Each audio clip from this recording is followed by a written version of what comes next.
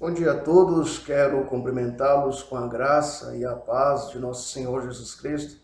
Eu quero convidar você nesse dia a refletir comigo em João capítulo 2, verso de número 2. A palavra de Deus diz assim: Jesus também foi convidado com os seus discípulos para o casamento. Estaremos refletindo nesse dia a respeito do tema um casamento completo. Nós temos vivido dentro de um contexto onde o índice de divórcios, a cada dia que se passa, tende a aumentar. As pessoas se conformaram facilmente com a ideia de que se não dá certo, separa. E diante dessa realidade, nós podemos notar, podemos testemunhar quantos filhos sofrem com a separação de seus pais, alguns de forma mais precoce, outros talvez tenham vivido uma vida inteira e, num determinado momento, tomam essa decisão de seguir a vida sem outro. Esquecem, contudo, das juras que fizeram diante de um altar, esquecem que um dia, diante de testemunhas, diante de Deus, juraram que apenas a morte os separaria. E, infelizmente, com o passar do tempo, essas pessoas acabam perdendo as referências, essas pessoas, por sinal, acabam perdendo a paixão, o amor que um dia, na troca de alianças, fizeram um ao outro. E nós podemos encontrar à luz da palavra de Deus algumas razões pelas quais isso acaba por acontecer.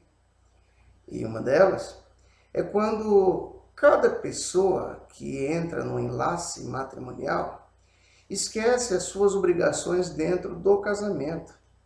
Porque, afinal de contas, o casamento, ele simplesmente resume aquilo que a palavra de Deus diz, que deixará o homem, pai e mãe, unir-se à sua esposa, e os dois serão uma só carne. E quando fala-se, então, de uma só carne, vamos imaginar e vamos entender que, a partir de então, o uno, ele passa a ser a parte integral da vida de duas pessoas. Os dois têm que entrar num consenso em que as decisões de duas mentes diferentes tendem a ser a mesma decisão. O comportamento, embora de duas pessoas diferentes, tem que levar a um senso comum dentro do casamento. A forma como vão criar seus filhos, como vão educá-los. Um não pode falar uma coisa e outro discordar. Ambos têm que chegar a uma mesma conclusão e dessa maneira contribuir para que o lar não seja um lar confuso. E diante disso, tanto marido como mulher, eles têm suas obrigações para que, consequentemente, essa família seja uma família feliz, uma família abençoada. O apóstolo Pedro, ao escrever a sua primeira carta, no capítulo de número 3, ele nos mostra algumas obrigações que tanto a mulher como o marido têm para que um casamento possa dar certo. E em relação às mulheres, Pedro ele vai afirmar o seguinte: mulheres, sede vós igualmente submissas a vosso próprio marido, para que, se ele ainda não obedece à palavra, seja ganho sem palavra alguma, por meio do procedimento de sua esposa, ao observar o vosso honesto comportamento, cheio de temor. Então, note você que Pedro aqui ele não está sendo machista, Pedro ele não está dizendo que a mulher tem que colocar a sua cabeça debaixo do cabresto do marido. A palavra submissão, ela tem um significado interessante, mostra-nos sob, debaixo da missão. Então, é uma missão a qual o marido deve cumprir e, consequentemente, a mulher também estará debaixo dessa mesma missão. Então, submissão é isso. E essa mulher, ela, ao ser submissa, ao próprio marido, isso nos ensina que ela está debaixo da mesma missão que ele.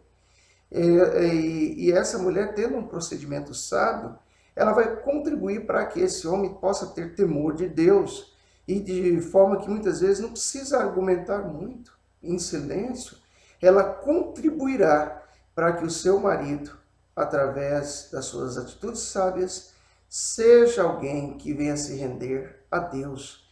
E ele, consequentemente, vai observar a sua forma honesta, como ela vive, o seu comportamento cheio de temor.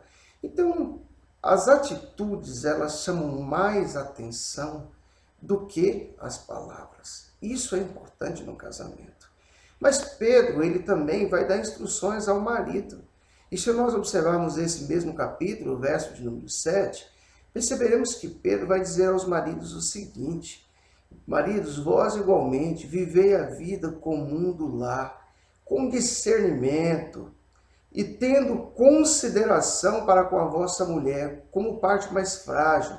Tratai-a com dignidade, porque sois juntamente herdeiros da mesma graça de vida. Que não se interrompam as vossas orações.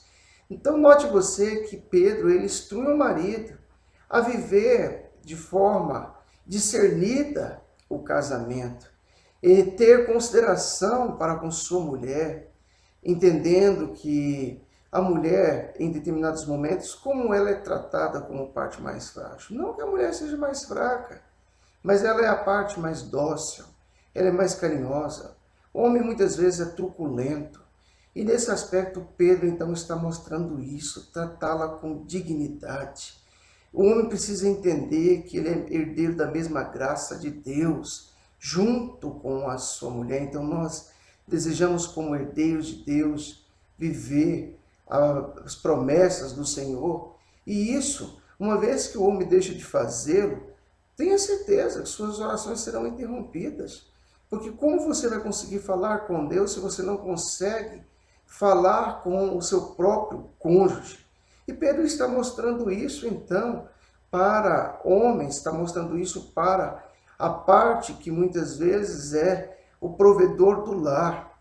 E é interessante que quando nós deixamos, então, de cumprir as nossas obrigações com o marido, e as mulheres também, consequentemente, sua parte, isso afeta o lar, isso vai trazer tristeza, isso vai trazer lamento. Os filhos vão viver dentro de um lar infeliz e uma família de forma completa infeliz. E assim nós podemos observar que uma profecia dita por Jeremias passa a ser uma realidade dentro do casamento. E qual é essa profecia? Essa profecia vai nos falar a respeito do lamento. Vai falar de um momento em que a alegria, ela cessa, a voz de alegria, ela cessa. E isso acontece. Então note você o que Jeremias fala no capítulo 16, verso 9. Porque assim diz o Senhor dos Exércitos, o Deus de Israel: eis que farei cessar neste lugar, perante vós e vossos dias, a voz do regozijo e a voz da alegria, o canto do noivo e o da noiva. E não é isso que nós desejamos, mas pelo contrário, nós desejamos que o mesmo milagre que Jesus operou naquele casamento, ao qual ele foi convidado, seja um milagre que ele continue operando nos lares hoje. E qual é esse milagre? João, capítulo 2, versos 9 e 10, nos diz que, tendo o mestre Sala provado a água transformada em vinho, não sabendo de onde viera, se bem que o sabiam os serventes que haviam tirado a água, chamou o noivo e lhe disse: todos costumam pôr primeiro o bom vinho, e quando já beberam fartamente, servem o inferior. Tu, porém, guardaste o bom vinho até agora. Eu quero finalizar afirmando, à luz dessa palavra, que isso é o que nós temos que viver. O milagre da água sendo transformado em vinho todos os dias. A partir do momento em que eu e você convidamos Jesus para o nosso casamento, nós podemos estar vivendo momentos insípidos em nossa vida, mas Jesus tem a capacidade de fazer o milagre, de transformar os nossos casamentos, as nossas famílias, de forma completa. E nossos casamentos podem ser completos dessa forma. em alegria em todos os aspectos da vida. Que Deus nos abençoe.